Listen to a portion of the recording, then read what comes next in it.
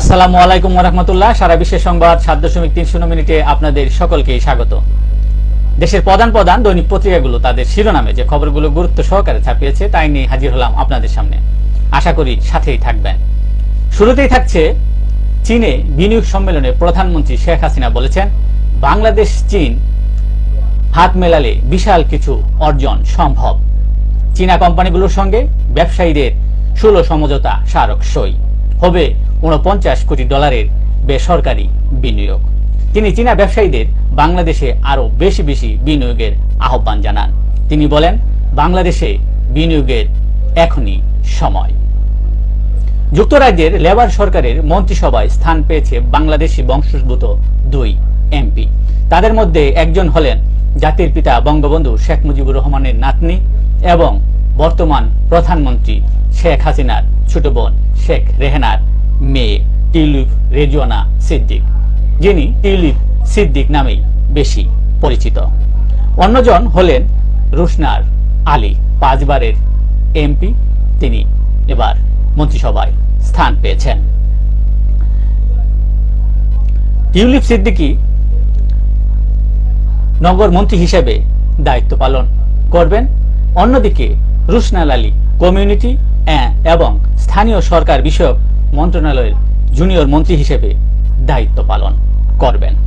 গতকাল ব্রিটিশ প্রধানমন্ত্রীর কার্যালয়ের বিজ্ঞপ্তির মাধ্যমে এ তথ্য জানানো হয়।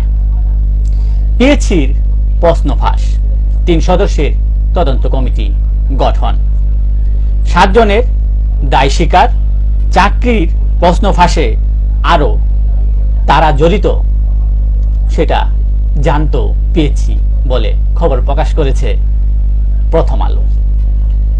আবেদ আলীর স্বীকারোক্তি, প্রশ্ন ফাঁস কেলেঙ্কারির কারাগারে ১৭ জন, পলাতক ১৪ জন, ব্যাংক হিসাব ফ্রিজ ৩ জনের, ৫ জনকে বরখাস্ত করেছে পিএইচসি। প্রশ্ন ফাঁস করা প্রশ্ন বেচে শতাধিক তথা শত কোটি টাকা হাতে চেয়েছিলেন জনপ্রতিনিধি। প্রশ্ন ফাঁস চক্রের সবাই কোটিপতি। পিএইচসির সামনে চাকরি প্রার্থীদের বিক্ষোভ, ১৫ দিনের আলটিমেটাম। পিএইচসির প্রশ্ন ফাঁস হোতাদের বিষয়ে মুখে কুরুপ, গ্রেফতার উপপরিচালকদের। আজ সকাল সন্ধ্যা বাংলা ব্লকেট। কোটা বিরোধী আন্দোলন, রায়ের বিরুদ্ধে দাবির ২ শিক্ষার্থীর আবেদন। ঢাকা আরিচা মহাসড়ক অবরোধ, বুয়েট শিক্ষার্থীদের নীরব প্রতিবাদ। কোটা নিয়ে আপিল বিভাগে শুনানি আজ। শিক্ষকদের কর্মবিরতি, ক্লাস বন্ধ, বিশ্ববিদ্যালয় ঝুলছে তালা। সার্বজনীন পেনশন স্কিম বাতিলের দাবিতে বিশ্ববিদ্যালয়গুলোতে শিক্ষকদের ধর্মঘট চলছে। কোটার বিষয়ে আওয়ামী লীগের সাধারণ সম্পাদক এবং সড়ক পরিবহন ও সেতুমন্ত্রী বলেছেন, আমরা যে যাই করি জনদুর্ভোগের কারণ যাতে সৃষ্টি না হয় সে ব্যাপারে আন্দোলনকারীদের সতর্ক মনোযোগ আকর্ষণ করছি। একই সঙ্গে আমাদের কেউ যেন উস্কানিতে না যায় সেজন্য সবাইকে সতর্ক ও স্মরণ করিয়ে দিচ্ছি। ছদ্মবেশে গণতন্ত্র ধ্বংস করে দিয়েছে সরকার বলে মন্তব্য করেছেন বিএনপির মহাসচিব মির্জা ফখরুল ইসলাম আলমগীর। বিএনপি চেয়ারপারসন বেগম খালেদা জিয়া একজন মুক্ত মানুষ বলে মন্তব্য করেছেন আইনমন্ত্রী আনিসুল হক। তিনি বলেন, এই মুক্ত মানুষকে কিভাবে মুক্ত করব। আবারও যুগপথ আন্দোলনে যাওয়ার সিদ্ধান্ত বিএনপির। ২-১ দিনের মধ্যে শরিক দলগুলোর সাথে বৈঠকে মিলিত হবেন বলে জানিয়েছেন তারা। সব বিধি ও প্রক্রিয়া মেনেই হয়েছে হোটেল শেরাটন। নির্মাণের আগে নেওয়া হয় সব দপ্তর ও সংস্থার অনুমতি। বুয়েট স্ট্রাকচার নকশা ভেটিং এর পর ৩০ তলা ভবনের অনুমোদন। অন্যান্য উঁচু ভবনের ক্ষেত্রে নীরব বেবিচক চেয়ারম্যান। কিছু স্বার্থান্বেষী মহল ভুল তথ্য ছড়িয়ে সুনাম নষ্ট করছে বলে কর্তৃপক্ষের অভিযোগ। দিল্লির অ্যাপোলোর ডাক্তার সহ চক্রের ৬ সদস্য গ্রেপ্তার। অবৈধ কিডনি প্রতিস্থাপন। বাংলাদেশ ও ভারতে উভয় দেশেই এই চক্রটি বেশ সক্রিয় বলে আজকের রিপোর্টে প্রকাশিত হয়েছে বিভিন্ন পত্রিকায়। ব্যাংক থেকে সরকারি ব্যয় লাখ কোটি টাকা ছাড়ালো। চলতি বছরে সুদ পরিশোধই করেছে সরকার 1,13,500 কোটি টাকা। দেশি বিদেশি উৎসে সরকারি ঋণ দ্রুত বাড়ছে। দেশের প্রধান প্রধান দৈনিক পত্রিকাগুলো তাদের আন্তর্জাতিক খবরে যে খবরগুলো গুরুত্ব সহকারে ছাপিয়েছে তার মধ্যে শুরুতেই থাকছে নেটোর 75তম বার্ষিকীতে আয়োজিত সম্মেলনে প্রেসিডেন্ট হিসেবে জো বাইডেন সক্ষমতা ও দক্ষতার প্রমাণ রাখবেন। নেটো সম্মেলনে বাইডেনের বাঁচা মরার প্রশ্ন বলে অভিমত বিশ্লেষকদের। পুতিনের সঙ্গে সাক্ষাৎ করেছেন ভারতের প্রধানমন্ত্রী নরেন্দ্র মোদী। সাক্ষাৎকালে তিনি রাশিয়া ইউক্রেন যুদ্ধের ইতি টানার আহ্বান জানান।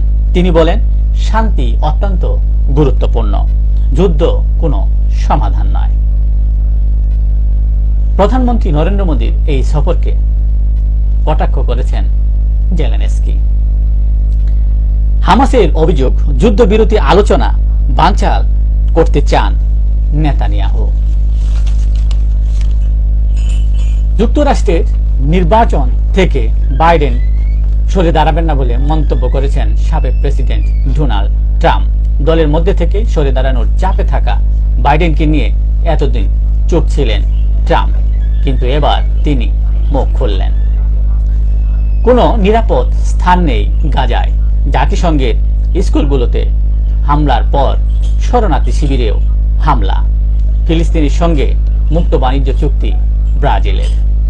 সিরিয়া লেবাননে হামলা চালিয়েছে ইসরায়েল। একটি বেনামি সামরিক সূত্রের বরাত দিয়ে এ খবর জানিয়েছে রাষ্ট্রীয় বার্তা সংস্থা সানা। রাশিয়ায় ইউক্রেনের ড্রোন হামলায় প্রাণহানি, জ্বালানি স্থাপনায় আগুন। সামরিক হামলায় চীন, সামরিক মহড়ায় চীন, বেলারুশ। পুলিশ সীমান্তের কাছে 19 জুলাই পর্যন্ত চলবে এই মহড়া। ইসরায়েলের অন্যতম প্রাণভোমরা ইলাত বন্দর। গেল 9 মাসে হুতির আতঙ্কে ভিড়ছে না কোনো জাহাজ এই বন্দরে। লোহিত সাগরে মূর্তিমান আতঙ্ক এখন হুতি বিদ্রোহীরা, যার সরাসরি প্রভাব পড়ছে ইলাত বন্দরে। একের পর এক ড্রোন মিসাইল হামলায় স্থগিত হয়ে পড়েছে ইলাত বন্দরের কার্যক্রম।